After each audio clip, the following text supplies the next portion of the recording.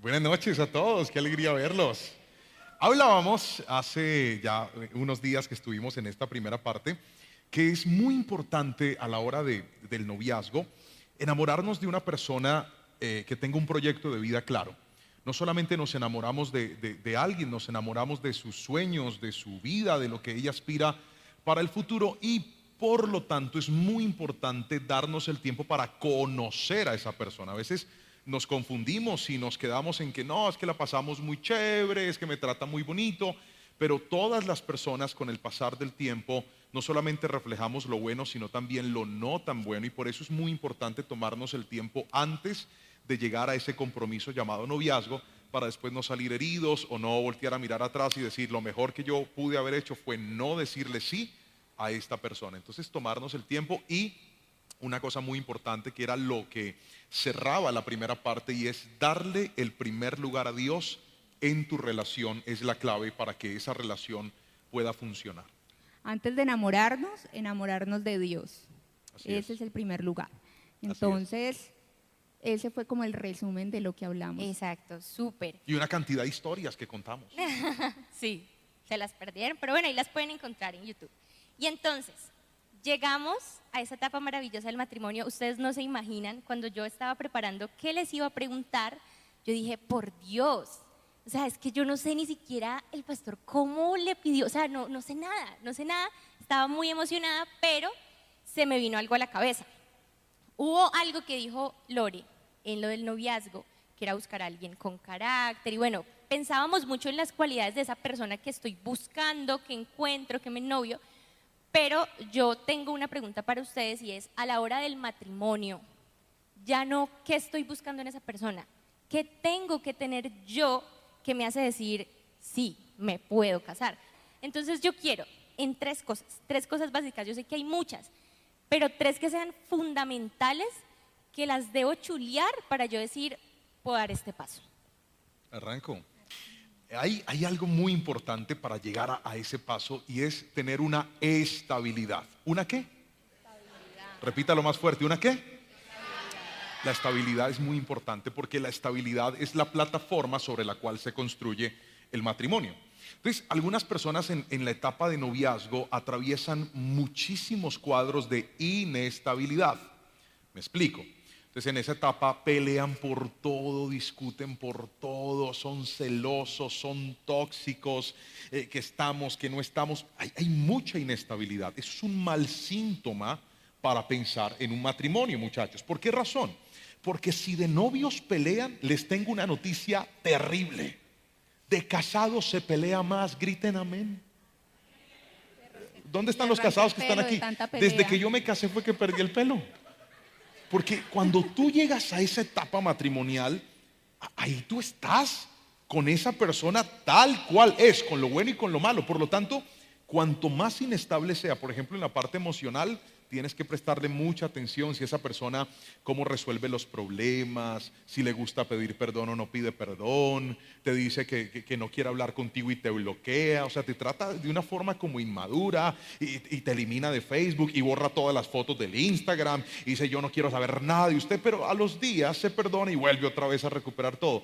Esa inestabilidad es un mal síntoma para llegar al matrimonio. Entonces, lo primero, jóvenes que me están escuchando, es asegúrense de establecer una relación estable a nivel emocional. Pero no solamente a nivel emocional, tengo otra E para ustedes y es el área económica. ¿Por qué es tan importante llegar al área económica? Míreme a los ojos y escuche esto. Se vale empezar de cero, se vale empezar desde abajo, se vale empezar con lo básico, se vale empezar sin lujos, se vale, no está mal. Ahora, lo ideal sería que tengamos una relación tan bien estructurada, tan bien programada, donde nosotros digamos, bueno, ¿usted qué tiene? No, pues yo tengo esto y yo tengo aquello. Ok, vamos a empezar entonces con eso, con lo mínimo. No, pastor, nos casamos, ella tiene 3 sábanas, yo tengo 2 cobijas, ahí hicimos una cama y ahí en el frío del piso nos damos calor uno al otro. No tiene por qué empezar de esa forma. O sea, organícese, juntos planifiquen y digan, bueno, vamos a comprar nuestra cama, comprar la nevera, comprar la lavadora, o sea, lo mínimo, lo básico para poder arrancar. De hecho, eso fue lo que nosotros hicimos. Cuando ya yo dije, yo quiero pasar con ella el resto de mi vida, nos empezamos a organizar y empezamos de lo que yo trabajaba, empecé a ahorrar y a comprar poco a poco las cosas que más adelante íbamos a necesitar. Entonces compré la cama, compré la lavadora, compré la nevera, ¿qué más compré? Un televisor, ¿qué más? El microondas. El microondas, todas esas vainas las empezamos a comprar y yo las iba guardando para cuando llegara ese momento. La estabilidad económica no solamente implica tener cosas, también implica tener una fuente de ingresos importante. Si usted está muy enamorado, muy enamorada, pero esa persona no le gusta hacer nada, usted va a tener problemas el día que llegue al matrimonio. ¿Por qué razón? Porque usted no vive solamente de amor y de palabras bonitas. Yo puedo cantar espectacular, pero yo no pago el recibo de los servicios cantándole a los de en Cali. Entonces, si los llamo y digo, escuchen, sumérgeme. No, sumérgeme, me van a cortar el agua si no les pago. Entonces, es muy importante generar o tener una fuente de ingresos estable. Esa fuente de ingresos, ¿por qué es importante? Porque de ahí vamos a tener para construir lo que necesitamos. Entonces, yo dije, cuando llegué a ese punto, mi esposa, por ejemplo, estaba estudiando en la universidad, mi suegro le estaba pagando la carrera en la universidad y nosotros hicimos un acuerdo, dijimos, cuando tú termines tu carrera y ya estés con un empleo, porque en ese momento yo era el que trabajaba, pues ya vamos a tener 2 ingresos y eso nos va a dar una estabilidad para poder salir adelante. También fue un acto de inteligencia, porque si yo me caso con ella cuando ella está todavía en la universidad, como su esposo me tocaba pagar el semestre a mí y no tenía para eso, entonces yo esperé a que mi suegro terminara la tarea, interesado no, inteligente, que es diferente. Y cuando terminamos y ella ya estaba ubicada laboralmente, Esperó a que yo consiguiera trabajo para ahí sí casarse conmigo. O sea, me explotó. ¿No? no, planifiqué las No, cosas, pues. las pensé bien pensadas. Hasta ahora vengo a pensar. Me utilizaron. Aquí salen muchas verdades a la luz en estos espacios. No, yo no te utilicé, yo fui inteligente. Porque le voy a decir algo, el día que usted se casa, las deudas de ella se vuelven tus deudas. Mis deudas se vuelven las deudas de ella.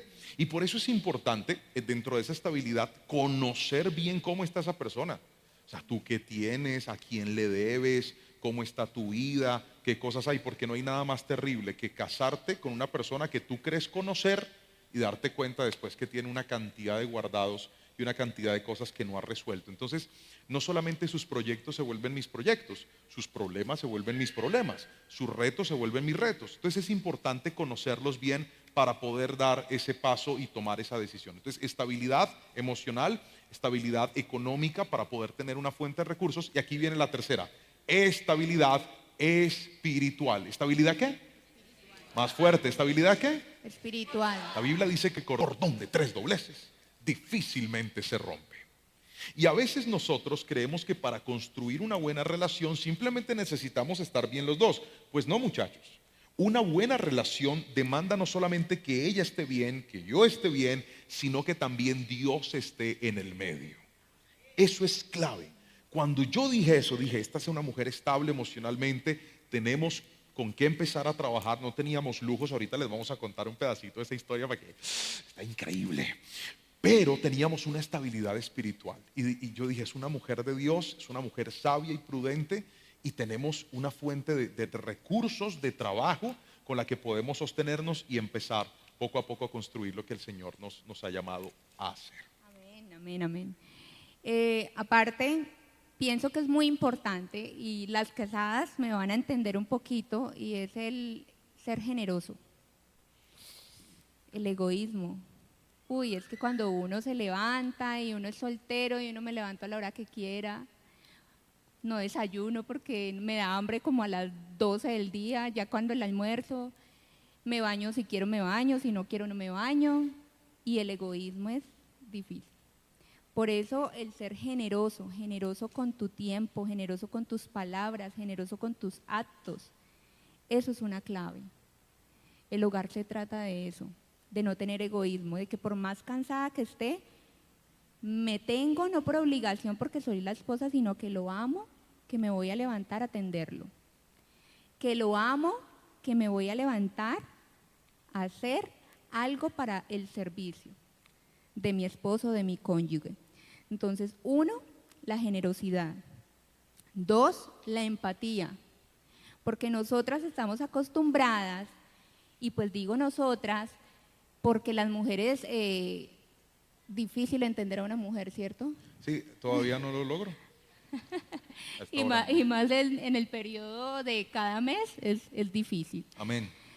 Pero hay que tener empatía, precisamente por eso, porque si él se casa pensando que es que yo voy a ser toda la vida la misma, súper linda, no, él tiene que entender que hay un mes difícil en mi vida, o yo tengo que entender que él viene cansado, que él probablemente no quiere hablar, eso es muy importante.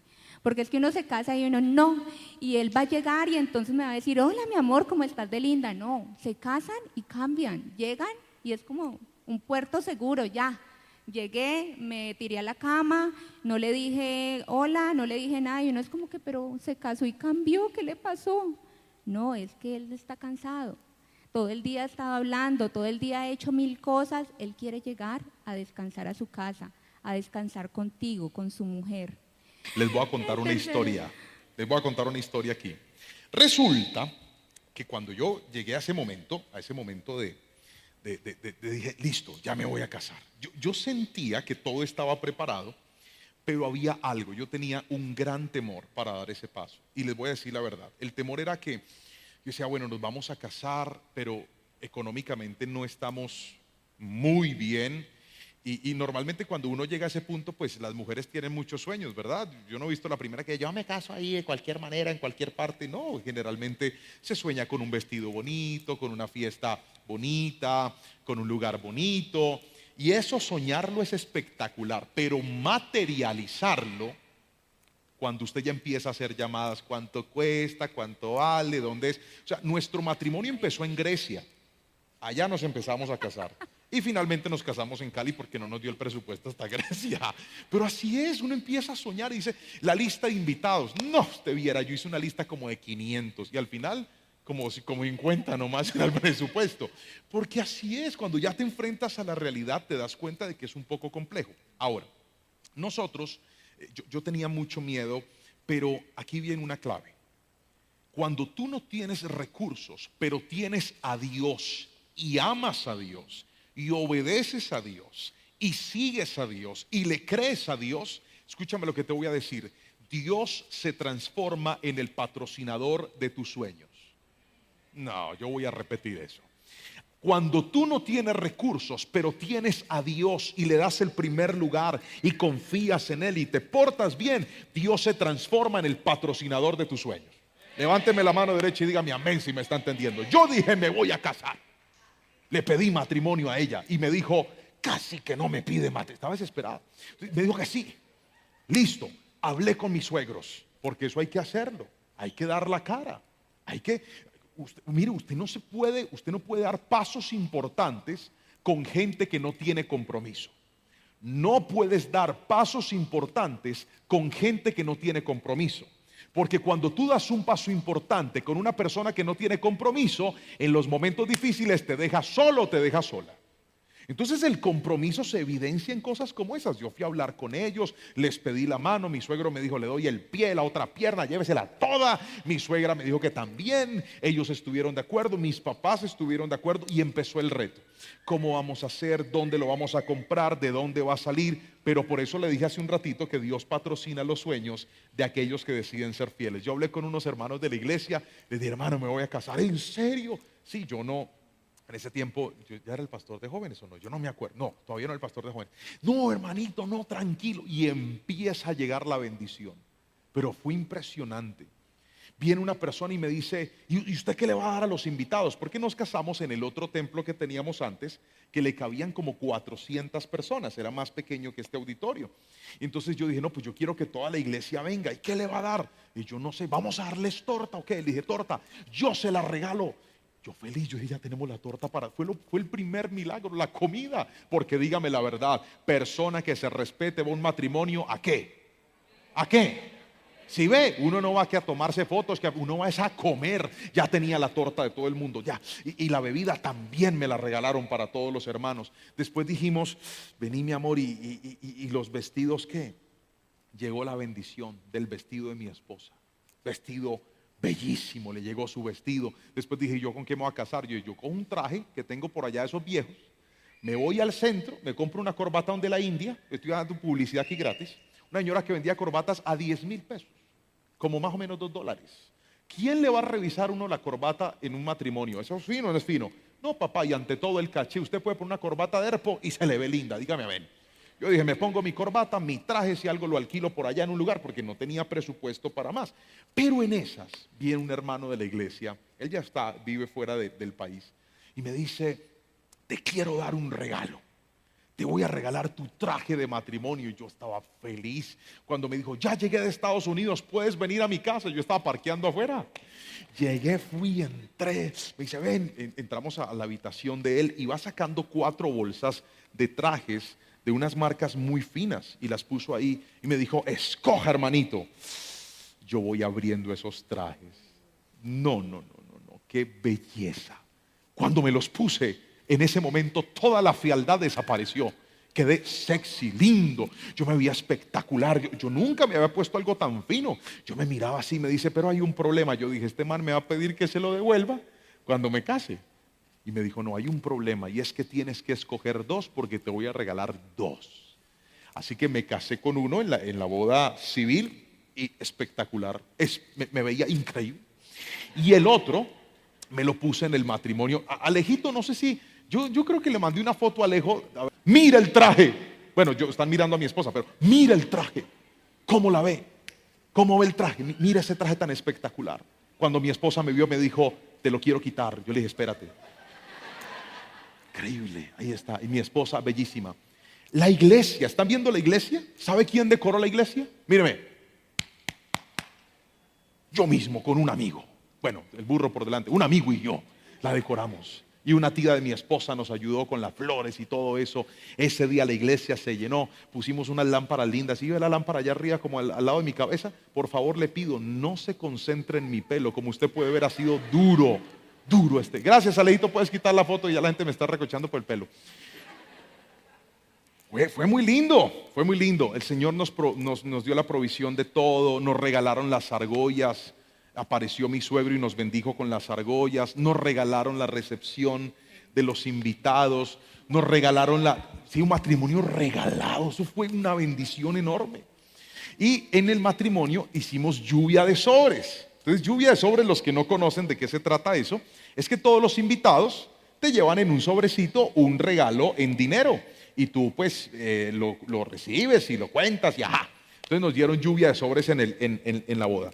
Y entonces yo le estaba orando mucho al Señor por el día de mi matrimonio, porque yo quería ese día consumar el matrimonio. ¿Alguien me entiende? Yo dije, Señor, por fin llegó el día. Y ese día recuerdo que mi oración fue esta: te pido, Espíritu Santo, te pido, Padre, y te pido, Hijo, que Cristo no venga hoy por su iglesia. Imagínense, uno ahí en plena luna de miel, ya llegando cuando el rapto de la iglesia, rapapapá. Ay, Señor, no puede ser, Padre Celestial, uno ahí llegando ahí a las bodas del Cordero. Señor, ¿y qué pasó? No me diste un ratito siquiera. Entonces, gracias a Dios, el Señor no llegó esa noche, todavía no ha llegado. Y entonces llegamos nosotros. Mire la diferencia cuando usted hace las cosas bien. Cuando usted hace las cosas bien, no tiene que esconderse. Otra vez, cuando haces las cosas bien, no tienes que esconderte. Nosotros estábamos en la recepción, Nati, y nos tomamos fotos con todo el mundo, ¿verdad, mi amor? Eso, al final la cara ya le temblaba, una así de tanto reírse con todo. Y no sabía, estaba riendo, estaba haciendo mala cara. Y ya listo, la recepción, nos fuimos a la recepción, llegamos, mi esposa se cambió, se puso otro vestido, ¿verdad? Tuve 3 vestidos. Uno me lo regalaron, el de la civil. Una diseñadora que en ese momento había en la iglesia me dijo, tengo un sueño de hacerte un vestido, y me lo hizo a mi medida, el que yo quería. Bueno, el segundo también me lo regalaron. También. Y el tercero, ese fue el único que escogí. Ese fue el único que compramos. También me lo regalaron. Sí. Y ese día me cambié 3 veces. 3 veces, pero 4 fue... con el... Bueno, y entonces nos fuimos a la recepción, ¿verdad, muchachos? Estamos en la recepción Y esta mujer para hablar, yo, si ustedes creen que yo hablo, están equivocados. Ella es la que habla. Yo hablo aquí, pero cierto, mi amor, que yo casi no hablo. No, en la casa no. Yo soy yo todas las palabras me las gasto en el templo. Y entonces yo llegué a la recepción y claro, mi cabeza me decía, luna de miel, luna de miel, luna de miel. ¿Usted cree que a mí me dio hambre de comer ahí en la recepción? Yo no tenía ni hambre, yo quería irme. Y esta mujer empieza, es que qué pena con los invitados, es que yo quiero compartir con ellos, ay, tan especiales. Se fue hablando mesa por mesa con todo el mundo. Hay que ser cordiales. No, ¿cuáles cordiales? No, Si es que pues, yo tenía que atender a todo el mundo. No, yo quería irme y empezó a hablar que cómo estás, que qué te pareció. Y claro, hay de mesas a mesas, unas mesas muy respetuosas. Literal, Casi me sacó. fue O mi sea, primera me dijo, orden matrimonial. Te espero en el carro. Y yo, Cuando yo vi que eso ya estaba como, ajá, y es que se va a la otra mesa y empieza, ya la gente no estaba hablando y ella era la que colocaba conversa, ¿sí ve? El enemigo. que tenía susto. Estaba asustada, pero yo no. Y entonces yo le dije, Lorena, nos vamos ya. Ella me miró y me dijo, Yo le digo, ¿quién es bueno, usted para señor. mandarme? Y Era mi entonces yo me esposo. fui, agarré la maleta y mi esposa salió también. Y a que no sabe quién nos llevó hasta el carro. Mi Papá. suegro. Fue mi suegro con nosotros. Él mismo subió la maleta, el carro se hizo en la ventana y lanzó las siguientes palabras. Dijo, me la cuida. Y yo le dije, tranquilo, cuente con eso, suegro. Y nos fuimos. Llegamos nosotros al hotel porque también nos regalaron la recepción de bodas, la noche de bodas. Llegamos al hotel, era una suite grande y linda, ¿verdad, mi amor? Yo dije, wow. Yo me sentí con un parque de diversiones. Yo dije, señora, aquí va a ser de todo. Que una cama gigante, chéverísimo. Y en ese momento, cuando llegó la hora impresionante, a esta mujer le entró un espíritu de avaricia. Yo quería ver cuánto habían los sobrecitos, porque ¿Puede creerlo? Yo ya dije, amorcito, la estaba yo abrazando cuando me dice, contemos los sobres. Yo dije, usted es mucha ávara. Yo la solté, yo le dije, ¿qué es avaricia, Lorena? Contemos los sobres, uno no sabe. Vean, nos sentamos yo ahí a contar sobres, en calzoncillos, contando sobres. Contamos los sobres. Y para gloria y honra del Señor, con lo que nos dieron, nos alcanzó para comprarnos nuestro primer carro. Porque cuando usted le es fiel a Dios, Amén. Dios patrocina sus sueños. Dígame amén, si lo cree.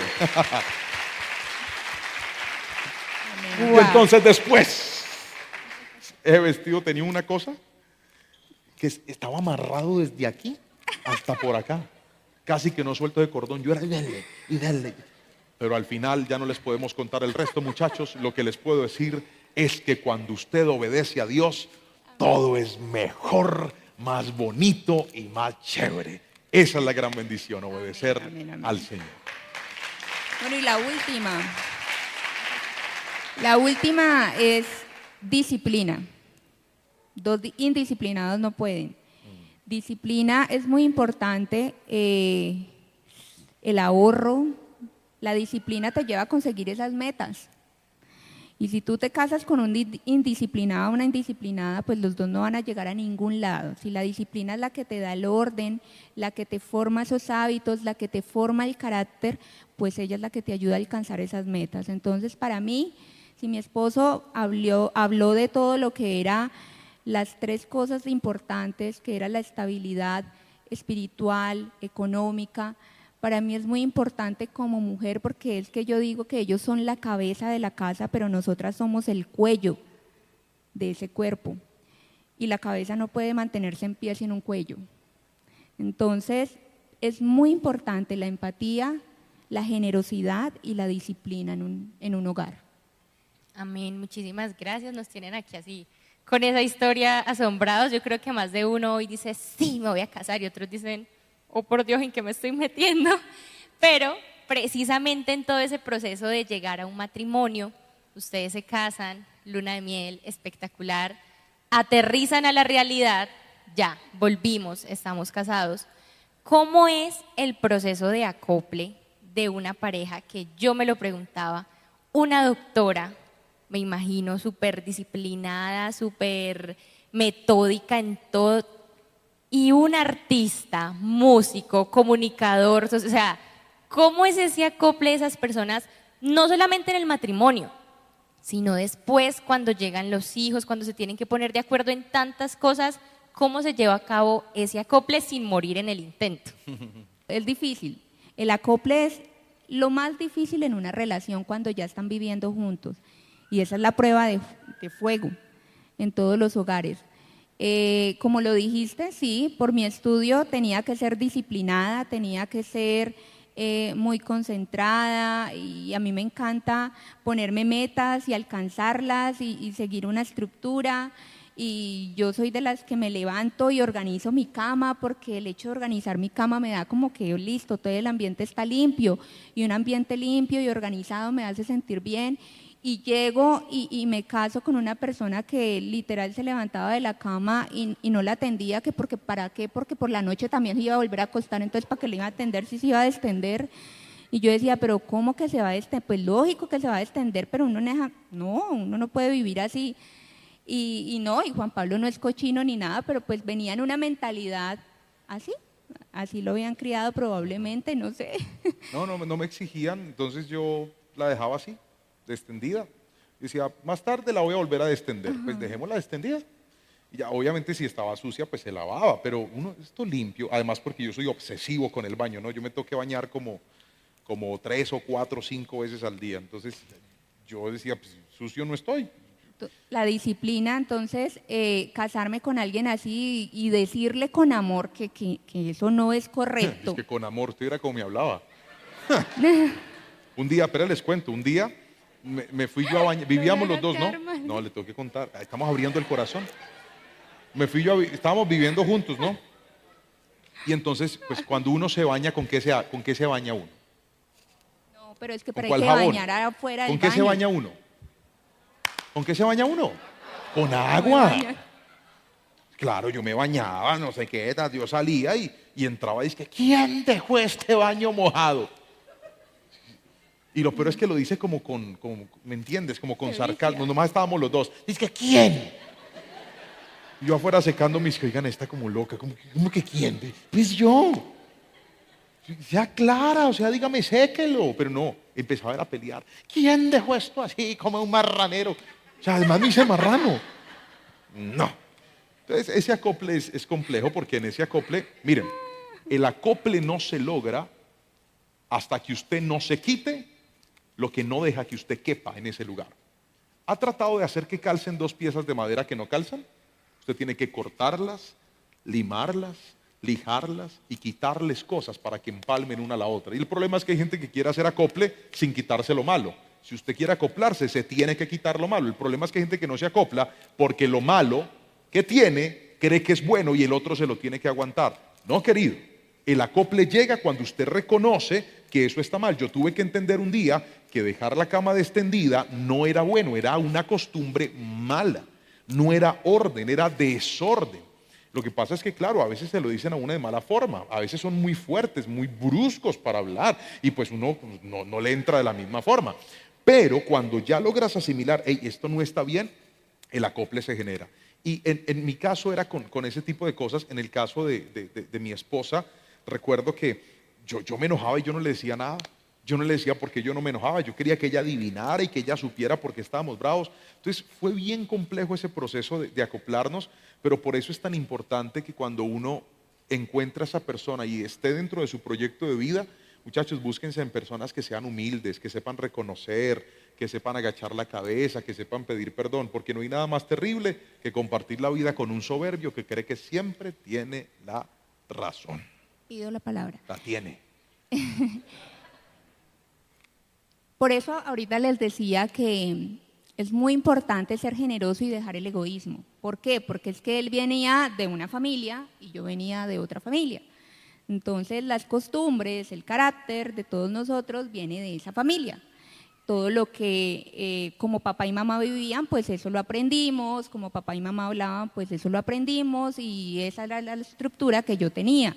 Entonces yo era una pieza que tenía esta forma y él era otra pieza que tenía esta forma. Pues esas formas no iban a calzar y como decía mi esposo, había que limar ciertas partes para que pudieran calzar.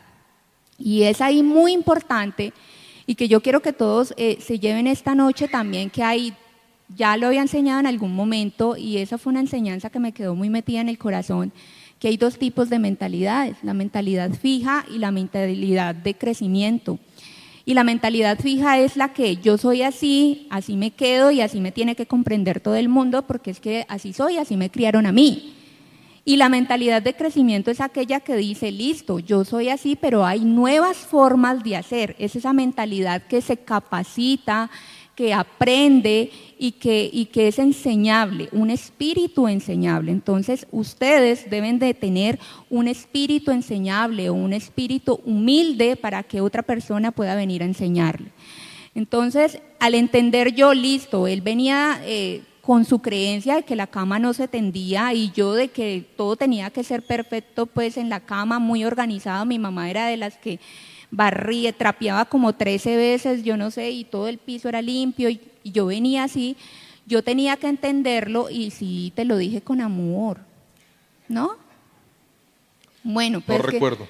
Era muy desorganizado, entonces también había que trancarle duro, entonces, para que aprendiera, pero ustedes tienen que tener un espíritu enseñable, saber y entender que hay una nueva forma de hacer las cosas, que no todo me lo sé yo, que no todo lo que me enseñaron mis papás es la única forma de hacer las cosas, que no todo lo que me enseñaron, lo que aprendí, con lo que me acostumbré es la única forma de hacer las cosas. Hay diferentes formas, yo puedo aprender algo nuevo. Entonces tengan un espíritu humilde, tengan un espíritu enseñable, tengan un espíritu donde ustedes puedan decir, bueno, yo puedo aprender. Él aprendió que a mí me gustaba que me dijera él por qué estaba bravo, porque es que no hablaba y él pensaba que yo tenía una bola mágica que yo decía, oh, se puso bravo por esto. No, yo quería que él me hablara, yo quería que él me expresara con sus palabras, mira, estoy bravo porque no hiciste esto y esto y esto y esto. Él aprendió eso. Y yo aprendí a decirte las cosas, porque yo era de las que venía, en mi casa era, vea, ¿qué es ese marranero? Entonces uno ya, el marranero, entonces uno ya entendía que tenía que organizar las cosas. Y la mamá de él es una mamá súper cariñosa, que ella es, papito, no dejes esto, ven, mi amor, te lo hago. Y ella se lo hacía todo, entonces yo aprendí a que tenía que hablar, papito, ven. Y eso era poder limarse. Les voy a contar una historia y por ahí derecho les voy a dar un consejo. ¿Están listos? Va a servir a todos. Cuando yo me casé, yo tenía una expectativa muy alta de que mi vida cambiara. Yo dije, todo va a ser nuevo, todo va a ser bonito. Nadie se casa con la expectativa de que le vaya mal. Todos queremos que nos vaya bien, y más los jóvenes. Y entonces empezamos a vivir de una forma equivocada, porque yo venía de una familia en la que había vivido muchas necesidades.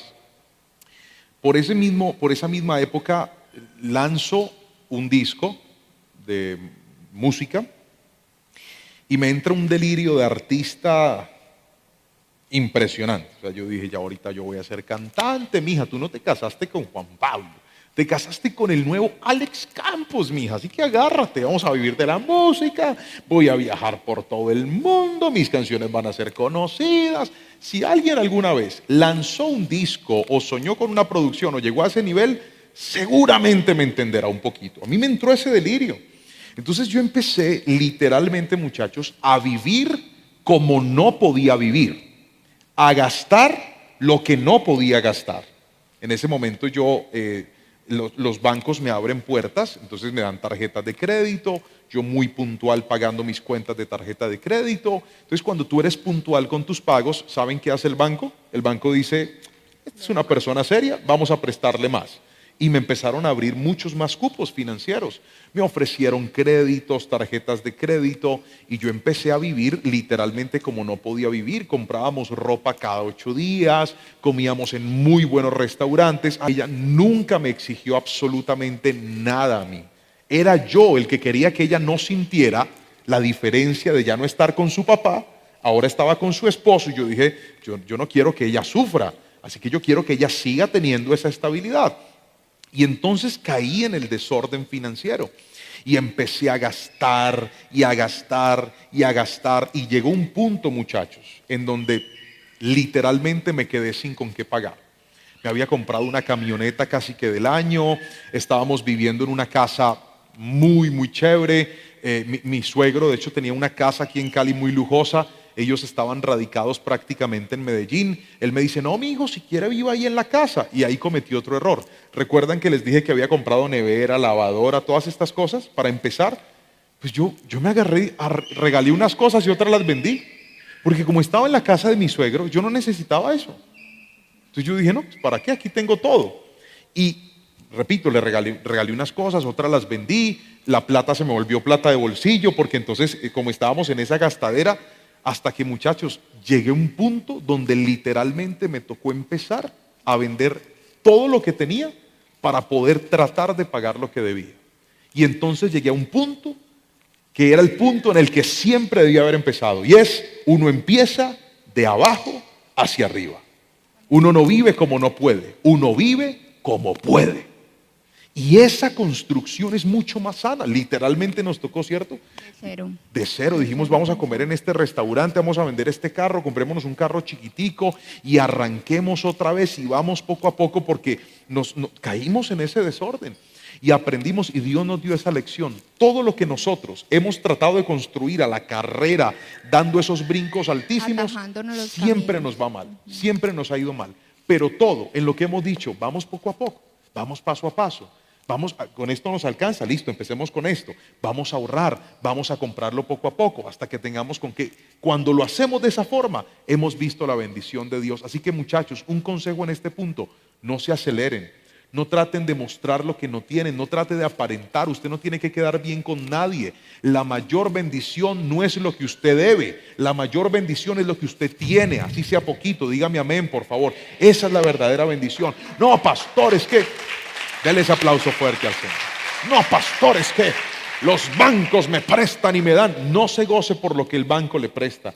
Gócese por lo que usted tiene, por lo que usted ha conseguido, por lo que usted no le debe a nadie. Esa es la verdadera bendición. Nosotros lo tuvimos que aprender con el dolor, porque fue muy difícil pasar por esa crisis, pero no importa en qué momento o en qué circunstancia usted se encuentre, si cometió ese error, Dios lo puede ayudar. Yo tuve que ser sincero con mi esposa, tuve que contarle, dije, mira amor, estamos en este desorden, estamos en esta dificultad. Ella se enojó mucho conmigo porque además yo era el que manejaba todo el tema de las finanzas, pero por eso es importante que haya transparencia y claridad. Nos pusimos de acuerdo, empezamos a hacerlo juntos y para gloria del Señor logramos salir de esa crisis y hoy nuestra historia es muy distinta a la de ese entonces, pero ¿saben por qué fue?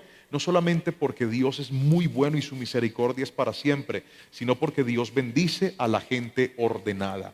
Otra vez, Dios bendice a la gente ordenada. Ordénese y usted va a ver que su juventud, sus proyectos y en este caso, si llega a la etapa del matrimonio, le va a ir muy bien.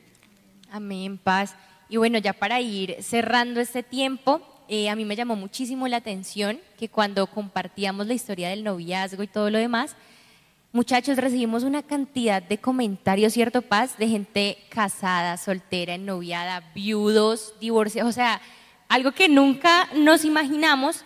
Y precisamente en estos momentos, tanto en el templo como en la transmisión, hay personas que están apenas empezando ese camino que ustedes ya van transitando y ya van adelantados. Ustedes ya tienen unos hijos, ya formaron un hogar, pero yo quiero que ya para cerrar y para orar por ellos, podamos dar un consejo al Juan Pablo y la Lorena del pasado. Si ustedes se devolvieran y se encontraran que de hecho están aquí, los están viendo por la transmisión, esos Juan Pablo y Lorena del pasado que están ennoviados o pensando en casarse, ¿qué consejo les dan fundamental? De todos los que han dado, un consejo fundamental para ellos. Que traten de empezar, no imitar a nadie, porque todos queremos imitar. Es que mi mamá o todos traemos todo lo de nuestra casa y queremos imitar y como decía mi esposo, él quería darme una vida que no podía porque es que él quería imitar la vida de mi papá y mi mamá, la que me estaban dando. No imitar. No imitar, sino empezar desde cero y tener disciplina y poco a poco ir construyendo. Dios bendice al que tiene disciplina, al que poco a poco, al que es fiel en lo poco, en lo mucho lo pondré. Y es ahí en esas primeras bases donde ustedes deben de tener ese amor por eso primero. Entonces, ¿qué tenemos los dos? Por eso es tan importante que no un par de desorientados vayan al altar y digan, bueno, vamos a vivir del aire y del amor. No, gloria a Dios, sí, hay que tener amor, hay que tener todo, pero tienen que tener unas bases sólidas, no solamente espirituales, sino también financieras. ¿Qué vamos a construir? No tienen que ser ricos para empezar a construir, no, pero que sí sepan por lo menos por dónde empezar. Y poco a poco los dos ir construyendo ese camino. Ahorrar es para mí, si yo me miro para atrás, yo digo, ¿por qué no ahorré? ¿Por qué no ahorré? Estaría en otro momento, en este momento estaría en otra parte, pero no importa, nunca es tarde. Para Dios nunca es tarde, siempre podemos ir aprendiendo, siempre podemos y tenemos la posibilidad de cambiar. Ahorrar es muy importante y no imitar el hogar de nadie porque nos frustramos y ahorita sí que estamos en ese mover. Porque en las redes vemos una familia bonita, vemos un par de jóvenes que viajan por todo el mundo y entonces queremos imitar todo eso y nos frustramos. No se frustren, busquen ese camino. Primero Dios, y Él les va mostrando el camino que ustedes van a ir recorriendo. Pero eso es lo que yo quisiera dejarles en el corazón.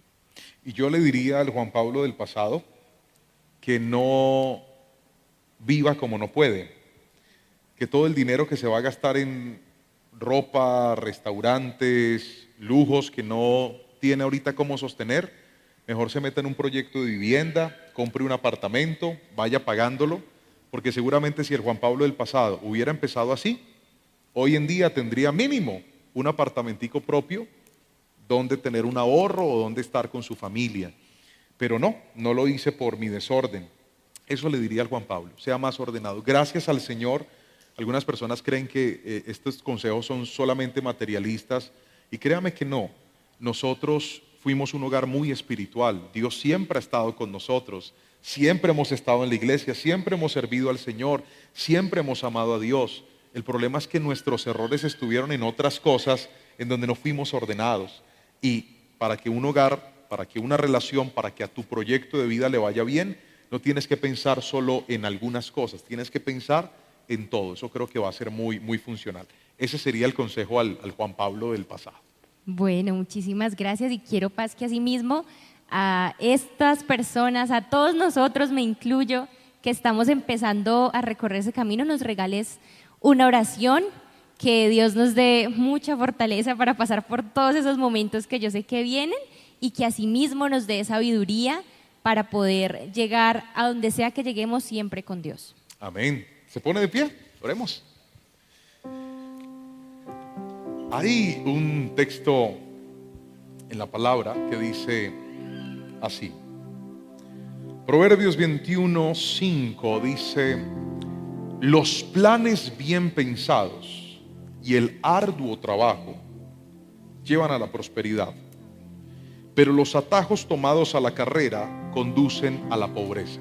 Otra vez, los planes bien pensados y el arduo trabajo llevan a la prosperidad, pero los atajos tomados a la carrera conducen a la pobreza.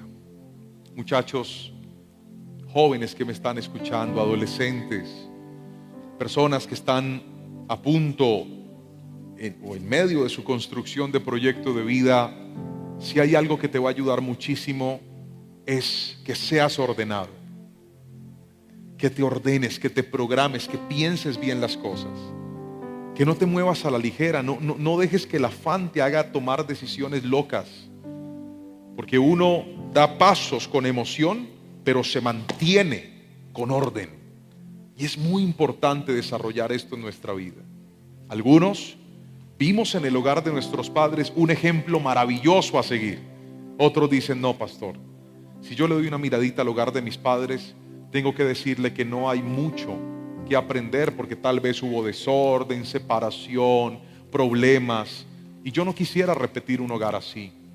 Pero hoy te digo algo, en medio de esta generación que sueña con quedarse sola, con no casarse, que no cree en el hogar, que no cree en los matrimonios, que no cree en este vínculo que Dios creó para nosotros y Dios lo estableció, yo le quiero decir algo, aunque no es fácil, todavía se pueden tener hogares bonitos, todavía se pueden tener familias bonitas, todavía se puede crecer de una manera distinta.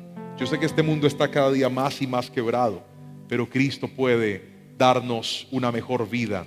Y si alguien lo cree, yo voy a pedirle que levante su manito derecha y me acompañe en esta oración. Dígale: Señor, gracias por lo que hoy hemos aprendido. Por lo que hoy hemos aprendido. Al escuchar de estas historias y de estos testimonios, podemos evidenciar, Dios, que todos estamos expuestos a la emoción, a la prisa, al desorden, a muchas cosas que podrían tocar la puerta de nuestra vida y llevarnos, como decía la Biblia, a tomar atajos que al final terminan dándonos dolores de cabeza terribles en la vida.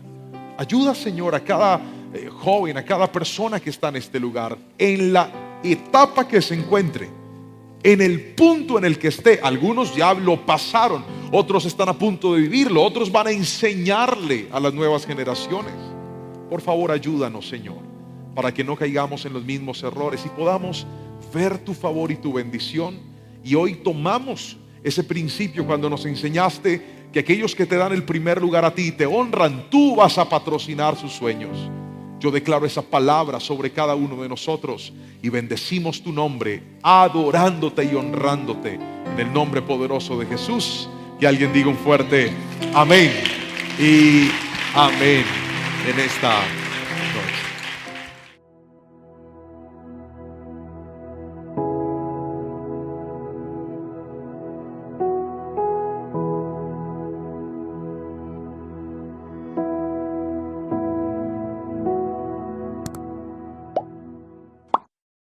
Hoy le voy a hablar de un personaje muy famoso en la Biblia, una mujer que en ese momento era una jovencita a la cual la vida le estaba cambiando por completo de un momento a otro. La razón por la cual este mensaje es importante es porque esta mujer estaba a punto de tomar una decisión muy importante para su futuro, para su vida, pero de repente aparece Dios y traza un rumbo parecido pero diferente, que le cambiaría la vida por completo a esta jovencita. Hoy le voy a hablar de una mujer que tuvo por nombre María. Hoy le voy a hablar de la mujer que fue escogida para ser la madre de nuestro Señor Jesucristo. Y para ello quiero que me acompañe a la Biblia, al Evangelio según Lucas, capítulo 1, versículos 39 al 45. Lucas, capítulo número 1, versículos 39 al 45. Dice así la palabra del Señor. Pocos días después, María fue deprisa a la zona montañosa de Judea, al pueblo donde vivía Zacarías. Entró a la ciudad y saludó a Elizabeth. Al escuchar el saludo de María, el bebé de Elizabeth saltó en el vientre y Elizabeth se llenó del Espíritu Santo. Dio un grito de alegría y exclamó a María: Dios te ha bendecido más que a todas las mujeres, y tu hijo es bendito. ¿Por qué tengo este honor, que la madre de mi Señor venga a visitarme? Cuando escuché tu saludo, el bebé saltó de alegría en mi vientre. Eres bendita. Quiero que leas ese versículo fuerte a la cuenta de 3 conmigo. 1, 2, 3. Eres bendita. ¿Por qué? Porque creíste en el Señor, que el Señor haría lo que te dijo. Y esas palabras fueron las que brincaron mientras leía la Biblia y dije: aquí hay algo poderoso de Dios para nosotros. Y es esto: Elizabeth, llena del Espíritu Santo, le dice a María, y quiero que por favor piensen esto, porque aunque por tradición nos han sembrado la idea de que María es un ser divino, incluso al cual se debe adorar, cosa que no es correcta, porque aunque María fue la madre de Jesús, no debemos adorar a María. María fue una mujer usada por Dios para ser la madre de nuestro Señor Jesucristo, pero la gloria y la honra son de Dios. Dígame amén si está de acuerdo conmigo. Entonces, aunque la hemos visto de una manera divina y santa y canonizada, hoy quisiera mostrarte a una María de carne y hueso, y a una jovencita que estaba a punto de casarse, a una jovencita que se había guardado virgen y estaba reservando su sexualidad, su cuerpo para el que sería su esposo, que ya tenía por nombre José. Y entonces quiero mostrarte cómo esta mujer que tenía un proyecto de vida, que estaba a punto de empezarlo, Dios la escoge. Dice: María, a ti, a esta muchacha, la voy a escoger para cosas mayores de las que ella algún día soñó. Y ahí es donde aparecen los propósitos de Dios para nosotros. Usted que me está viendo, es muy probable que tenga proyectos y planes en su vida. Usted que me está viendo, es probable que tenga una ruta trazada para su futuro y diga: yo quiero estudiar esto, para trabajar en esto, para aspirar a esta empresa, para estar en una multinacional, para tener algo nacional, para tener algo propio. Usted tiene sus propios sueños. Usted tiene sus propios proyectos. Pero me encanta de la palabra que cuando Dios aparece a darle un sentido a tu futuro, los planes de Dios siempre son mejores y más altos que los nuestros. Dígame amén si me está entendiendo, por favor. Los proyectos de Dios para nosotros siempre serán mejores. Y eso fue lo que María, aquella mujer que hoy le estoy presentando como una mujer natural, dice la palabra que el ángel Gabriel es enviado a visitarla y le dice: María, has sido hallada con el favor de Dios y eres bendecida, y por causa de eso Dios te ha escogido para que seas la madre del Salvador. Y en ese momento María le dice al ángel: pero ¿cómo va a suceder? Y el ángel se lo explica y le dice: vas a ser llena del Espíritu Santo, Él vendrá sobre ti y vas a concebir un hijo al que le vas a poner por nombre Jesús, y Él será llamado Hijo del Altísimo. Le presenta el proyecto de Dios. Y aquí es donde viene lo que quiero que escuche de esta palabra, porque cuando Dios presenta la visión que tiene con tu vida, generalmente suele ser algo que a nuestros ojos es completamente imposible de alcanzar. Y es normal, es parte de la vida espiritual, que ese sueño que Dios tiene contigo, a tus ojos humanos, a tu naturaleza, sea algo inalcanzable. Cuando nosotros llegamos al Señor, Él establece sobre nuestras vidas promesas, pero no siempre las promesas de Dios suenan alcanzables. Generalmente los sueños de Dios con nosotros suelen ser cosas impresionantes. Yo conozco gente que llega a Dios con el hogar roto y la promesa de Dios es: te voy a devolver tu hogar. Y cuando usted mira el hogar, usted dice: esto es imposible. Esa señora ya no me quiere, ya no me ama, ya se fue con otro, ya me dijo que no quería nada conmigo. ¿Cómo va a lograrse eso?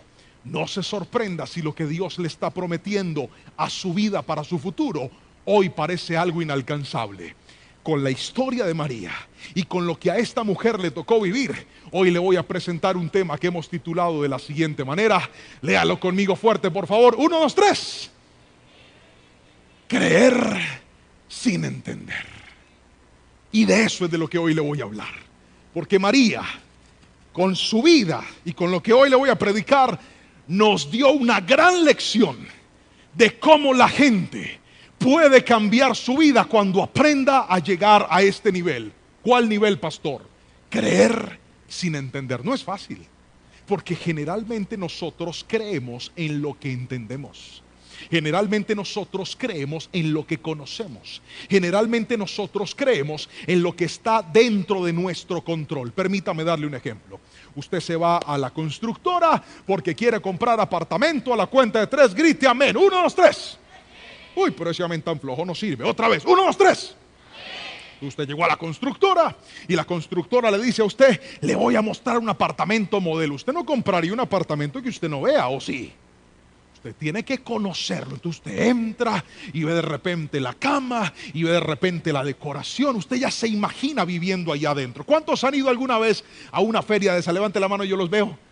Pero muévanla así, eso. Entonces usted entra allá y ve y empieza a imaginarse. Luego se sienta con el asesor le hace algunas preguntas de su vida financiera, y luego de hacerle esas preguntas, el asesor le dice: vamos a hacer una simulación de su crédito. ¿Usted cuánto se gana? Entonces usted empieza a dar sus datos, lo ponen en un sistema, y luego de ponerle en ese sistema le dicen, ahora vamos a mandar los papeles al banco a ver si le aprueban.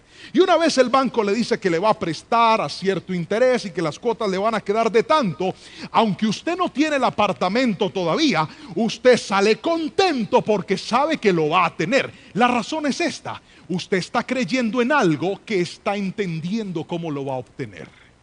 Si hasta ahí me estoy explicando con la suficiente claridad, por favor levante la mano derecha y dígame amén. Gracias. Ahora imagínese este escenario. Dios le promete y le dice, te voy a bendecir, hijo, con tu casa propia. Gríteme amén. Usted se va, mira el apartamento, lo conoce, se sienta con el asesor del banco y el asesor le dice, su crédito ha sido negado. Y va y ora, Señor, ¿por qué me dijeron que no, Padre? Perdí el tiempo vitrineando, Señor. Yo ahí pasando penas delante que me dijeran que no y tú me dijiste que sí. Ahí es donde esto cobra sentido. Creer sin entender. Porque a veces solemos entender lo que funciona, pero no entendemos lo que no funciona. Y ahora quiero que me mires a los ojos y escuches lo que te voy a decir. En lo que tú no puedes hacer es donde Dios interviene y hacer lo sobrenatural.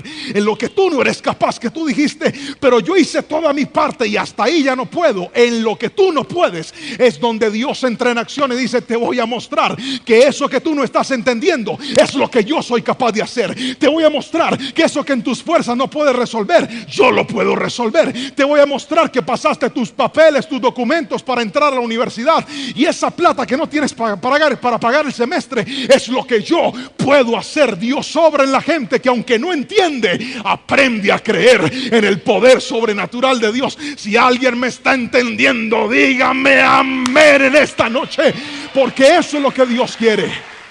Y aprendas a creer aún sin entender. Ahora hablemos entonces de María. ¿Por qué es tan importante, pastor, creer sin entender? Pues bien, la razón es esta.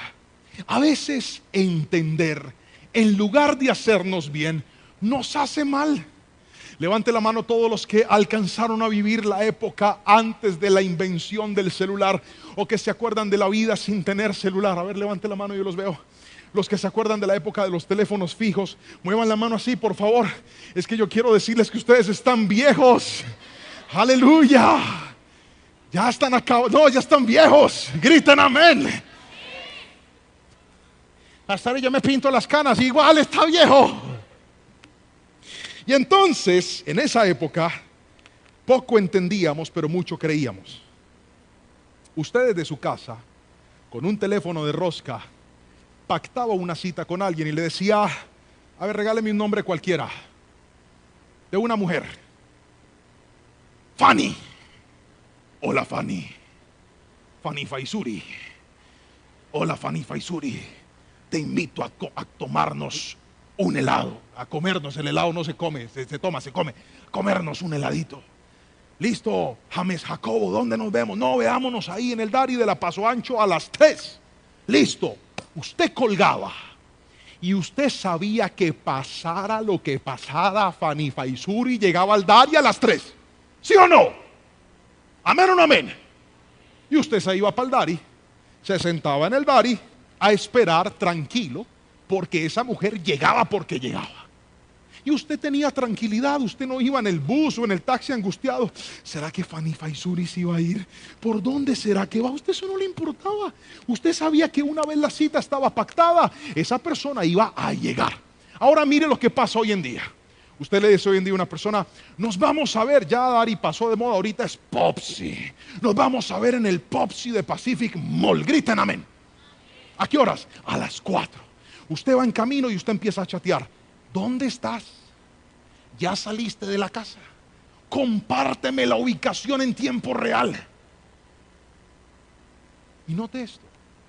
Ahora que tenemos acceso a más información, somos más intranquilos.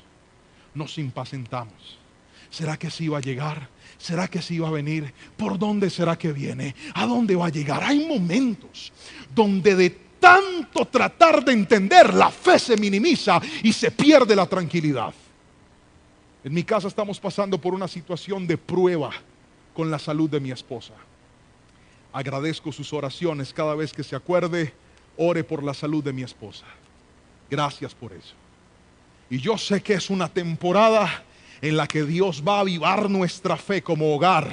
Porque así como hoy le estoy contando esto, estoy seguro que algún día le voy a contar el testimonio del milagro que Dios hizo en el cuerpo de mi esposa. Yo estoy seguro de eso. La gloria es de Dios. Pero le dijeron un diagnóstico en el médico. Le dijeron, tu dolor puede ser por esto. ¿Y sabe qué hizo mi esposa? Se fue a leer de la enfermedad. ¿Qué es? Y empezó a leer. ¿Ya que no sabe cómo terminó? Angustiada. No, yo siento que no, ¿y qué va a pasar? Le dije, no te preocupes por eso. Este no es el momento de investigar cómo es la enfermedad. Este no es el momento de investigar qué puede pasar. Este es el momento de creer, aunque no esté entendiendo nada, aunque no sepa cómo va a resolverse. Voy a poner mi mirada en Cristo y voy a decirle, Señor, así como esta prueba tocó la puerta de mi vida, tu mano poderosa también la va a tocar. Hoy te quiero decir algo: no trates de entender todo, no trates de encontrarle razón a todo. Hay cosas que llegaron sin explicación, pero se van a ir de forma sobrenatural de tu vida. Hoy te quiero hablar de algo. Esta palabra viene hoy en esta noche a decirte: no trates de entender a Dios, no trates de que todo tenga una explicación. Mejor enfócate en confiar en aquel que hizo promesas, porque todo lo que Dios prometió, Él lo va a cumplir. Si alguien lo cree, dígame amén, por favor. Crea, aunque no entienda. Y María lo hizo. Mira el primer punto que le quiero mostrar. María creyó en primera instancia a la palabra. Es lo primero que quiero que miremos. ¿Puede repetirlo conmigo fuerte, por favor? Lea la pantalla. 1, 2, 3. Más fuerte, dígale que tiene a su lado. Usted también repita, hermano. Otra vez. 1, 2, 3. Creer a la palabra. Dice el Evangelio de Lucas en el capítulo 34, capítulo 1, versículo 34 al 38, lo siguiente. Pero ¿cómo podría suceder esto?, le preguntó María al ángel. Yo soy virgen, es decir, ella nunca había tenido una relación sexual con ningún hombre. Ella nunca se había acostado con ningún hombre. Su cuerpo estaba completamente puro en el área sexual. Y el ángel le contestó, mire la explicación: el Espíritu Santo vendrá sobre ti y el poder del Altísimo te cubrirá con su sombra. Por lo tanto, el bebé que nace será santo y será llamado Hijo de Dios. Además, tu parienta Elizabeth quedó embarazada en su vejez. Antes la gente decía que ella era estéril, pero ha concebido un hijo y ya está en el 6º mes de embarazo, pues la palabra de Dios nunca dejará de cumplirse. María respondió: soy la sierva del Señor, que se cumpla todo lo que has dicho acerca de mí. Y el ángel la dejó. Me encanta este suceso, porque el ángel no le da una explicación razonable. ¿Me estás escuchando? El ángel no le dice: mira, esto es algo que ya lo hemos hecho antes. No, le está hablando de algo que nunca antes había sucedido. Le está hablando de algo completamente sobrenatural. Y María, ante eso, se aferra a la palabra y dice: yo ni estoy entendiendo cómo esto va a suceder, pero si Dios lo dijo, que se cumpla en mí todo lo que Él ha prometido. A veces nosotros no nos aferramos a la palabra, nos aferramos a las explicaciones. A veces nosotros no nos aferramos a la promesa de Dios, nos aferramos a la forma en la que Dios la va a cumplir. Y eso es un grave error. No te aferres al método, aférrate a la promesa. A ti no te interesa cómo, cuándo ni dónde. Aprende a interesarte por lo que Dios te dijo. Cuando tú te aferras a la forma, te desgastas, porque cada vez que Dios no hace las cosas como tú quieres, en lugar de confiar, desconfías. Cada vez que te aferras al proceso, cuando no pasa como tú creíste que ibas a pasar, en lugar de que tu fe sea fuerte, tu fe se empieza a debilitar. Hoy te quiero decir algo: aferrarse a la promesa es entender que lo más grande no es ni siquiera lo que Dios te prometió. Lo más grande es que Dios esté a tu lado. Déjeme darle un ejemplo para explicárselo. Uno de los hombres que demostró en la palabra ser un hombre de fe fue Moisés. Y Moisés recibe una promesa de parte de Dios, y la promesa es que iba a ser trasladado a la tierra prometida, a la misma tierra que Dios le juró a Abraham, a Isaac y a Jacob, sus antepasados. Cuando Moisés escucha esa promesa de parte de Dios, empieza a caminar en ella y empieza su éxodo durante el desierto. Pero dice la palabra que de repente, por el pecado del pueblo, Dios le dice a Moisés: ¿sabes algo, Moisés? Yo no los voy a llevar más a ustedes. Voy a cumplir mi palabra, porque yo prometí tierra prometida y se las voy a dar. Pero voy a enviar a un ángel para que ese ángel los conduzca y los lleve hasta ese lugar. Y ¿sabe qué me encanta de Moisés? Que Moisés aprendió la lección más importante que todo ser humano en la vida necesita aprender, y era esta. Moisés le dice: no. Ningún ángel, si tu presencia no va conmigo, no me muevo de aquí. Míreme a los ojos y responda esta pregunta: ¿acaso Dios no le está diciendo que le va a dar la tierra prometida? Para Moisés, lo más importante no era el milagro, era el Dios que producía el milagro. Por eso dijo: no me interesa ninguna tierra si tú no estás conmigo. Prefiero quedarme aquí que irme a un lugar sin tu presencia. Y esa es la razón por la cual mucha gente tiene la fe debilitada, porque en lugar de creer en Dios, están creyendo en el milagro. En lugar de depositar su fe en la presencia misma de Dios, ubicaron su fe en las circunstancias. Hoy te voy a decir algo: tu bendición no viene de tu empresa, tu bendición no viene de tu universidad, tu bendición no viene de tu socio, tu bendición no viene de tus contratos, tu bendición no viene de esa persona que te está prometiendo cosas, tu bendición no viene de tu marca, tu bendición no viene de tu reputación, tu bendición viene de doblar tus rodillas y decirle: Señor, sin ti yo no puedo hacer absolutamente nada. Tus milagros y tu bendición no suceden cuando el hombre te responde. Tus milagros y tu bendición suceden cuando reconoces que la presencia de Dios permanece a tu lado. ¿Sabe por qué hay gente que está desanimada? Aunque tiene todo, porque tienen todo, pero se alejaron de la presencia del Señor. ¿Sabe por qué hay gente que está deprimida? Porque tienen todo, pero se olvidaron que la presencia de Dios está con ellos. Yo en esta noche vine de parte de Dios a decirte: creer en Dios es entender que lo más importante no es la promesa, es tener la presencia de Dios a nuestro lado.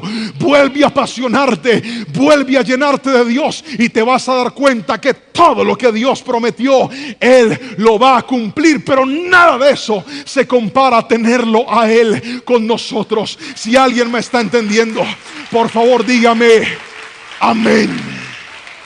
Él es lo más importante. Cada vez que yo debo predicar, cada vez que yo debo dar la palabra, cada vez que yo debo dar una consejería, siempre me arrodillo y le digo: Señor, no es por mí, no soy yo. Yo necesito tu Santo Espíritu. No es el talento, no es la habilidad, es tu presencia. El día que Jehová de los ejércitos decida pagar la gracia que brota de tus labios, ese día todo lo que haces carecerá de sentido. Por eso el Señor dijo: si Jehová no es el que cuida, en vano cuida la guardia. Porque no es lo que haces en tus fuerzas. Creer en Dios no es simplemente decir: sí, yo creo que Dios lo puede hacer. Creer a la palabra es esforzarnos por mantenernos cerca del Señor. ¿Sabes por qué a María le cambió la vida? La Biblia lo dice. El versículo número 28 dice lo siguiente: Gabriel se le apareció y dijo: saludos, mujer favorecida, el Señor está contigo. Otra vez, el Señor está contigo. ¿Alguien puede repetir eso conmigo? Diga, el Señor está. Póngase la mano en el corazón y repítalo. Diga, el Señor está conmigo. Esa es la clave de la bendición, que Dios esté a tu lado. María sabía que aunque eso parecía imposible, lo más importante era que Dios estuviera con ella. Pero para ti lo más importante es que tus contactos estén contigo, que la gente te pague a tiempo, que todo llegue el momento indicado. La vida te va a cambiar cuando aprendas a entender que lo más importante no es lo que el hombre te pueda dar. Lo más importante es que Dios esté contigo. ¿Quieres que todo vuelva a funcionar? Asegúrate que Dios esté contigo. ¿Quieres que ese proyecto funcione? Asegúrate que Dios esté contigo. ¿Quieres que ese matrimonio salga adelante? Asegúrate que Dios esté contigo. ¿Quieres que ese noviazgo sea fructífero y caminen en bendición? Asegúrate que Dios esté contigo, porque todo aquel que descuida a Dios termina perdiendo lo que nunca imaginó que iba a perder. No hay nada que se compare a tener a Dios con nosotros. Hay compañías que son de bendición y hay compañías que son molestas. Hay compañías oportunas y hay compañías inoportunas. Hay compañías que deben estar en ciertos momentos y hay otras que no deben estar en ciertos momentos. Y tienes que aprender a discernir qué es lo que te aleja del Señor y qué es lo que te hace bien en la vida. Hay personas que se pegan de ciertas personas o de ciertas circunstancias que en lugar de acercarlos a Dios, los alejan de Dios. Póngale un alto a eso, querido amigo. En estos días, Anita llegó a la habitación. Mi esposa estaba un poquito adolorida, era de noche, y Anita entró y dijo: yo quiero cuidar a mi mamá. Ella le fascina dormir con nosotros, le encanta. Y lo que no le he contado es que le encanta acostarse en la posición contraria, adyacente, y empezar a patear todo lo que se le atraviesa. Dios bendiga. ¿Alguien tiene un hijo así también? Levante la mano, yo los veo. Que se meten de intrusos a la cama de uno a patear todo lo que se les ponga en el camino. A ver, griten amén, yo los veo, los que me entienden. Ay, qué lindo, son poquitos. Los que no, alístense. Yo que eso es una belleza cuando se meten a patear. Así es Anita. Y le fascina. Y ese día mi esposa estaba maluca y empezó: yo quiero cuidar a mi mamá, yo quiero cuidar a mi mamita. Y ya estaba de noche, al otro día tenía que irse a estudiar. Le dije: Ana Sofía, me haces el favor y te vas ya a tu cama a dormir, porque mañana tienes que estudiar. Y se le llenaron los ojos de lágrimas y empezó a llorar y dijo: no, papá, yo no me quiero ir. Más importante que una escuela es la salud de mi mamá. Ana, pero tienes que irte. No, mi mamá es primero, la escuela puede esperar. Pero llorando, me tocó dejarla ahí. Al siguiente día la levanté trasnochada y se fue a estudiar de todas formas. Pero la máxima fue esta: estábamos nosotros en nuestra noche de aniversario. Griten amén. Levanten la mano los casados que están aquí. Hagan así, digan: oh. Noche de aniversario. ¿Me entiendes? Aniversario. Cuando va entrando Anita con una almohada y dice que: hola, quiero dormir con usted. Le dije: no, mija, no te vas para tu... No, es que yo los amo mucho. Le dije: yo también, pero vaya usted para su lado. Porque hay personas que son valiosas, son importantes, pero hay momentos en donde no deben estar con nosotros. ¿Me estoy explicando? Y hay gente que está dejando que se le metan cosas en momentos que no se le deben meter. Hay gente que está dejando que se le metan circunstancias que en lugar de llevarlos a creer, les están debilitando la relación con Dios. Escúchame esto: pon las promesas de Dios en el primer lugar y tu vida será bendecida. Dígame amén si me está entendiendo, por favor. Pero ahora déjeme mostrarle el segundo punto de esta palabra: creer sin entender. En segunda instancia, creer en medio del proceso. ¿Puede leer eso fuerte conmigo, por favor? 1, 2, 3. Creer en medio del proceso. Esto es lo más difícil. Es lo más complicado. Creer cuando Dios hace la promesa es fácil, Porque tú dices, wow, Señor, sí, imposible, es rarísimo, pero lo voy a creer. Y más cuando vienes al culto y Dios te da una palabra y Dios te da una promesa y tú sientes ahí sentado que lo que el pastor está diciendo, que lo que el predicador está diciendo te está traspasando el alma y está haciendo una respuesta para tu vida. Eso es maravilloso. Cuando llegas a la iglesia cansado, cuando llegas a la iglesia aburrido, cuando te conectas con la palabra en medio del peor instante de tu vida y escuchas que Dios te dice, yo puedo levantar esos hijos, eso traspasa el alma. Cuando Dios te dice, yo puedo hacer que recuperes lo que has perdido, eso traspasa el alma. Eso es una bendición. Te llenas de fe y dices, Señor, yo creo, yo confío. Pero cuando arranca el proceso, ahí es difícil. Y le voy a explicar por qué.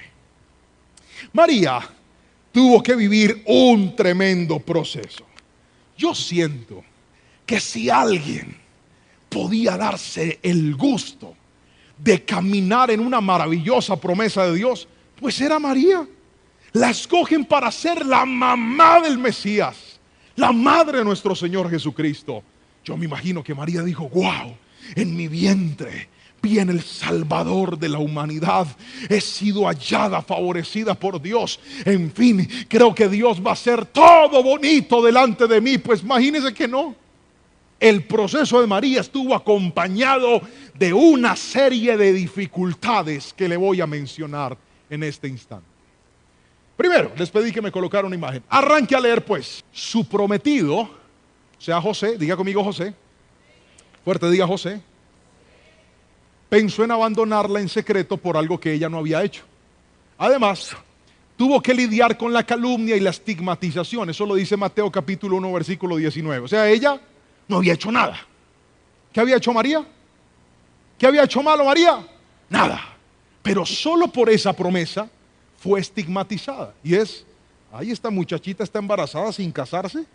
Cosa que en ese momento era una alta deshonra ante la comunidad. Porque significaba que ella había violado muchos principios morales y culturales.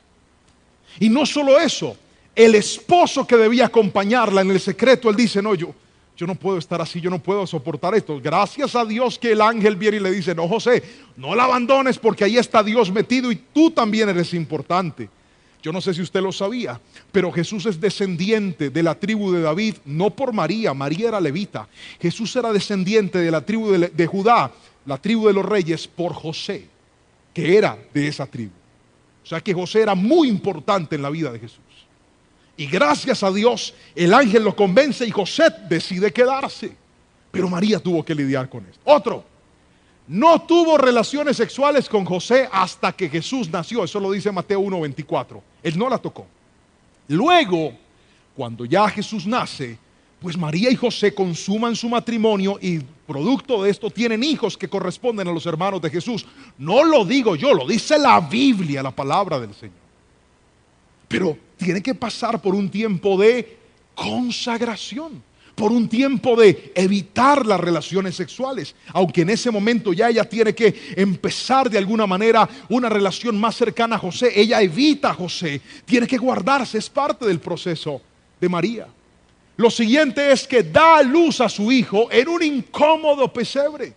Lucas nos dice que el emperador de turno toma la decisión de hacer un censo al pueblo judío. Y la forma correcta de hacer el censo es que cada persona tenía que irse a su ciudad. Es como si el presidente de nuestro país dijera, vamos a censar a todos los colombianos. Cada uno se va para el lugar donde nació. Entonces usted tendría que irse a su pueblo. Así era en aquel entonces. José se va con María, su esposa, hacia Belén. Y cuando llega a ese lugar, Belén, que era una ciudad tan pequeñita, no contaba con el hospedaje suficiente para recibir a todos los que venían desde afuera. Y el único lugar donde terminan abasteciéndose, pasando la noche, hospedándose, es en un humilde pesebre, el mismo lugar donde nace Jesús. Mire, mis dos hijos nacieron en clínicas muy distintas. Mi hijo mayor nació en una clínica en la ciudad. Y cuando él nació estábamos en una habitación compartida y yo nació en la noche, tuve que amanecerme en una silla Rimax, de esas sillas cuadradas, ahí aguantándome el dolor, ayudando a mi esposa. Bueno, estaba más adolorida ella claramente, el dolor mío fue por la silla ahí, pero nos trasnochamos que hay que darle la comida al niño, que hay que cambiar. Bueno, todo ese corre cuando un bebé nace. Cuando mi hija nació en otra clínica. Yo tenía un sofacama enorme. Ahí sí dormí y llevé a la suegra para que nos colaborara. Fue diferente. A María le tocó y a su esposo en un incómodo pesebre. ¿Fácil o difícil? Fácil o difícil. Y claro, es que estamos hablando del Hijo de Dios. Pero mire que no le tocó fácil, aunque era el Hijo de Dios. Siguiente. Tuvieron que huir a Egipto por la matanza de Herodes. Esto lo dice Mateo capítulo 2. Resulta que Herodes se da cuenta que ha nacido el rey de los judíos, porque los reyes del oriente vinieron a contarle eso. Y Herodes, lleno de rabia, ordena que todos empiece a generarse una matanza en Belén. Y José tiene que huir con su esposa a una tierra lejana llamada Egipto, como extranjeros, a esconderse para guardar la vida de su hijo. Luego dice la palabra que terminan regresando a Nazaret. Hay un problema, les toca irse para Galilea y después sí vuelven a Nazaret. ¿Sabe qué es esto? Que el proceso de María y de José no es un proceso como el que a todos nosotros nos encantaría vivir. Míreme a los ojos y escuche esto. Cuando Dios le hace a usted una promesa, usted y yo nos imaginamos que las bendiciones de Dios son de gloria en gloria. Griten amén. Ay, vele ese amén todo flojo. Un amén más fuerte. Griten amén. Usted se imagina que con Dios es así. Señor, yo empecé aquí bien bajito y voy creciendo y voy creciendo. Y a veces me toca esperar, pero voy creciendo. Dígame amén. Y voy para arriba. Así nos imaginamos todos. Pues no. ¿Sabe qué veo yo en el proceso de María? Que con Dios es así. Ajá. Y aquí, y abajo, y más abajo, y después por aquí, y volvió y se cayó, y cuando creyó que estuvo bien, vuelve otra vez para abajo. Eso está lleno de picos intermitentes. O sea, nosotros creemos que porque estamos en la promesa de Dios, Dios nos va a llevar así, de menos a más. No, querido. ¿Sabe? Los procesos de Dios no son así. Los procesos de Dios son como esos electrocardiogramas que tienen unos puntos y de repente usted subió y bajó y no entendió lo que está pasando, y sabe, eso tiene una explicación. Y como siempre voy a usar un ejemplo para que sea fácil de entender para usted. Un día mi esposa me dijo que entrara a este lugar. Bajen las luces para que se vea, por favor. Me dijo: amorcito, entré conmigo a un lugar de esos. Yo me dejé convencer y entré ahí. Mire cómo entré. Y entré con toda la motivación del mundo.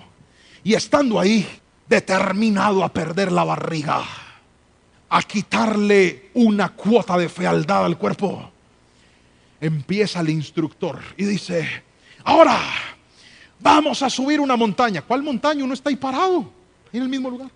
Pero cuando él dice que vamos a subir una montaña, la música empieza a acelerar y de repente las luces empiezan a poner como amarillas. ¿Hay forma de que hagamos eso? ¿Pueden poner las luces amarillas? Yo voy en la bicicleta. Yo le doy tiempo, hágale tranquilo. Voy en la bicicleta. Entonces el instructor dice: vamos, amigos, a subir la montaña. Y ¡pum! Ya casi, pero ahí está. Y se pone todo amarillo. Y entonces él dice: carga la bicicleta. Entonces uno le tiene que poner a la bicicleta como ¿me entiendes? Como más nivel. Entonces empieza a doler. Cuando de repente dice: hágale, ahora descanse, y se pone verde. Entonces uno va suavecito. Y de repente dice: ahora vamos a descansar, y lo pone en azul y usted no siente nada, va ahí relajado. Cuando dice: ahora lístense, porque vamos a subir la montaña a toda velocidad, carguen. Entonces uno empieza a cargar y le pone todo, y arranca y se pone todo rojo, y arranca uno a darle y a darle. Ese tipo lo lleva a uno que despacio, que rápido, que hágale, que bájele, que suba. Y sabe cómo termina uno. Uno termina así, mire, así termina uno, llevado, sin ganas de volver al gimnasio, con ganas de irse al cielo. Y es que el bendito ese le dice a uno: es que ahora siéntase en el cielo. Claro, uno se siente muerto, no siente que murió con la lengua afuera. Pero cuando voy, miro el reloj dice: en 1 hora usted acaba de quemar 800 calorías.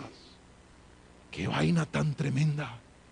Eso sí que da resultados. Ahora míreme a los ojos y escuche, porque hay gente que cree que los procesos de Dios es treparse en una bicicleta e ir ahí dándole de cualquier manera, e ir ahí dándole de cualquier forma. Hoy te voy a decir algo, los procesos de Dios están llenos de intermitencias. A veces Dios dará mucho, de repente traerá poco. A veces te llevará arriba, a veces te llevará abajo. A veces serás conocido, de repente serás desconocido. Y todo eso es parte del proceso de Dios. ¿Sabes por qué?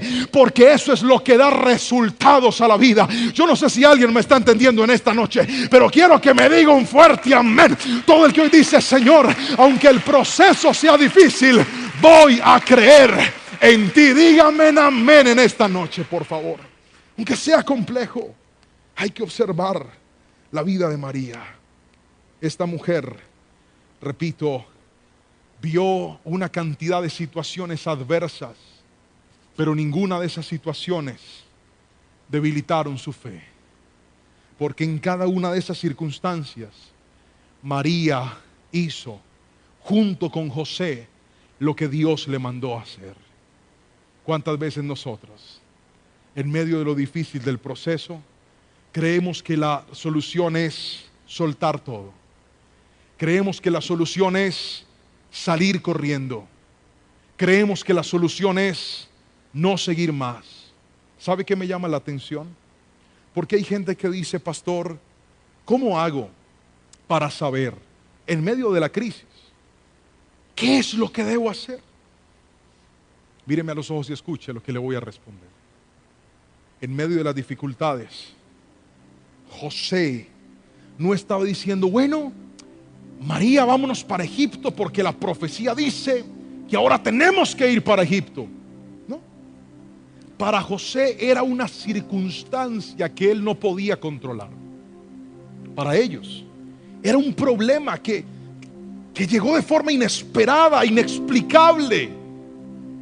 Pero actuar en medio del problema y hacer la voluntad de Dios terminó siendo parte del propósito de Dios para la vida de ellos. Mírame a los ojos y escucha lo que te voy a decir.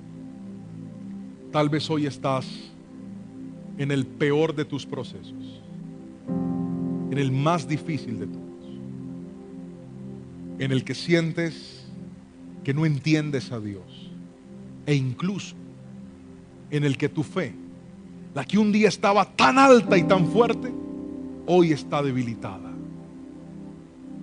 Pero hoy Dios te dijo a través de su palabra dos cosas, y es esto: asegúrate de creer en las promesas de Dios. Y creer en las promesas de Dios no es solamente decirlo. Creer en las promesas de Dios es asegurarme de que yo estoy cerca de Dios. Porque hay gente que dice: yo creo en Dios, pero está a kilómetros de su presencia. No, creer en Dios es pegarme de Él. Ven para acá, Johncito. Creer en el Señor es decirle: agárrese de este brazo duro, es decir, yo no me suelto. Cójase con las dos manos. No me suelto del Señor. Yo creo en ti, pero hágale pues. Y dice: no, pero yo no me suelto, ahí estoy agarrado del Señor. Venga para acá que necesito predicar acá en el bombillo. Eso es lo que tienes que hacer. Yo creo en ti, pero es que lo más grande no es la bendición. Lo más grande es que tú estés conmigo, así que no te suelto.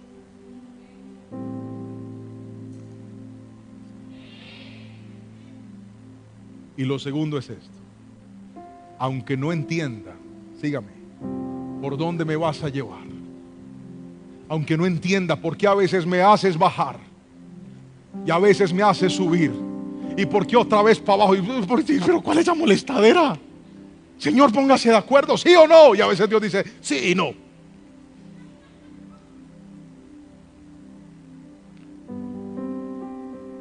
Porque Dios no bendice al que todo lo entiende, Dios bendice al que todo lo obedece.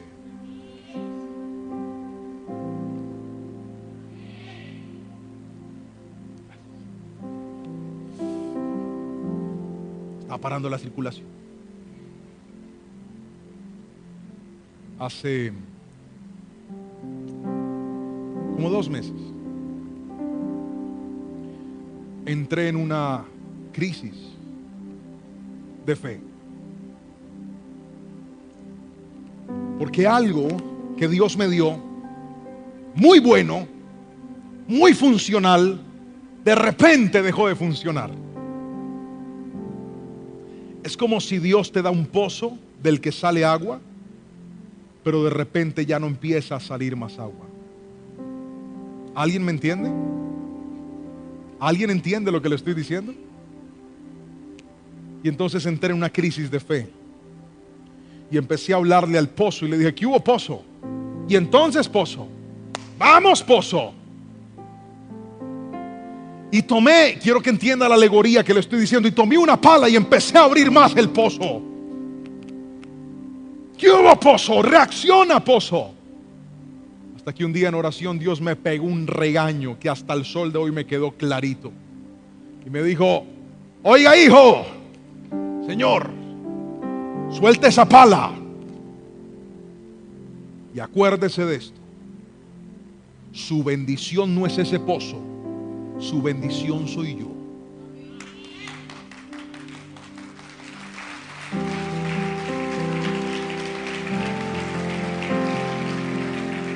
Y a los 2 días recibo una llamada del exterior. Y esa llamada del exterior resolvió en una llamada lo que en un mes no había hecho el pozo. Y cuando me fui a orar le dije: Señor, perdóname. Dios me dijo: ¿sí ve?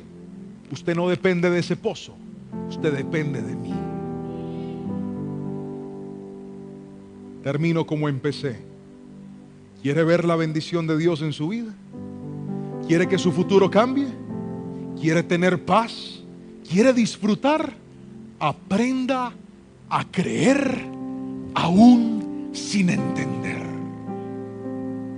No necesitamos explicaciones, necesitamos fe. Y yo quiero orar porque la fe se acaba, la fe mengua, la fe se pone chiquitica, la fe por momentos se puede disminuir. Por eso un día un hombre llegó ante Jesús y le dijo: Señor, por favor, aumenta mi fe. Todo aquel que necesite esa oración, le voy a pedir un favor. Venga aquí al altar, porque yo voy a orar por usted en esta noche. Todo aquel que dice: pastor, mi fe se ha menguado, mi fe se ha disminuido. Hay una canción muy hermosa, ven Manuelito para que me ayudes con ella, que yo quiero que en un instante cantemos, pero antes de cantarla quiero orar. Vengan, acérquense más, acérquense. Usted que está ahí en su casa conectado, si puede arrodillarse, arrodíllese ahí frente a ese televisor con ese celular. Llegó la hora de decirle al Señor: yo creía que mi paz era entenderte. Y Dios viene al culto a decirte: pues no te voy a dar explicaciones. No vas a entenderme a veces. A veces te voy a dar y a veces te voy a quitar.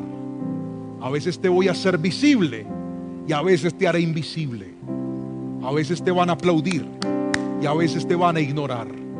A veces las puertas se te van a abrir de par en par y a veces se te van a cerrar en la cara. ¿Sabes por qué? Porque tu bendición nunca fue esa puerta. Tu bendición siempre fue Dios. ¿Sabe qué reconocí yo hace 2 meses en esa oración?